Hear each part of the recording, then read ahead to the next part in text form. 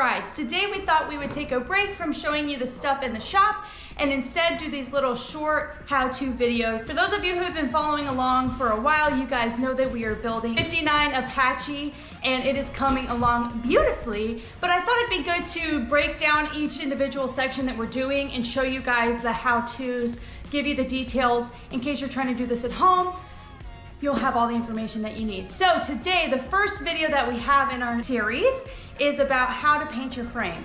So let's kick it off. First things first, you need to prep your frame. The more prep that you do, the better it's gonna turn out. Painting is all about your prep work, and that's the same on this frame. So the more time you take, the more you get it down to bare metal, the better it's gonna look in the end. It doesn't matter how good a painter you are. You know, if your prep work isn't there, it's not gonna look nice. The main thing is you're not gonna wanna paint over the rust that's already on there, so you need to do your best to get the rust off. We first sprayed it with some rust remover to get the surface level rust off. We then pressure washed that off, and then once that surface level rust got off, you'll be surprised at how much comes off. There were certain sections that we actually got down to the bare metal just by doing that. Next up, you're going to want to go in with an electric sander and try to sand off as much of the rust as you can. This part is going to get messy, so don't wear anything nice. If you have a mask, I would highly recommend it. Wear your protective eyewear. I would probably wear long sleeves everywhere because it is going to get messy. Your shop is gonna get messy wherever you're doing this.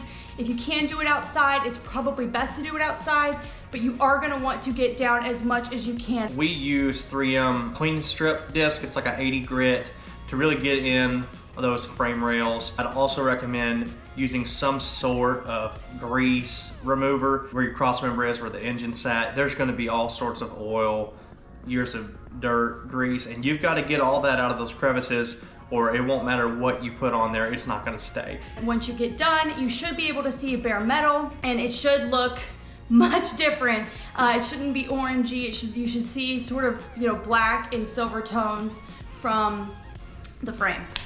Next up, we're gonna start to paint. So we decided to use POR-15, which does stand for paint over rust.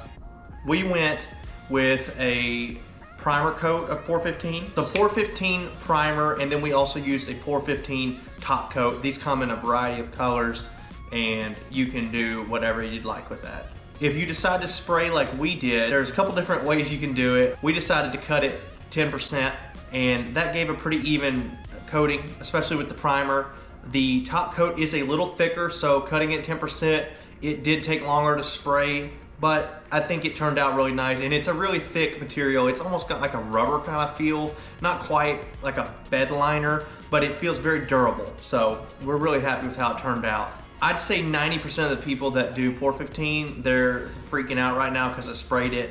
It does come in some aerosol cans, which I do recommend getting a couple cans of that for touch-ups because you'll have little spots on your front suspension that you can't quite get to with the big spray gun. But what you can do is roll it on. And honestly, it looks really nice because it does self-level itself. So rolling it on or brushing it would be perfectly fine.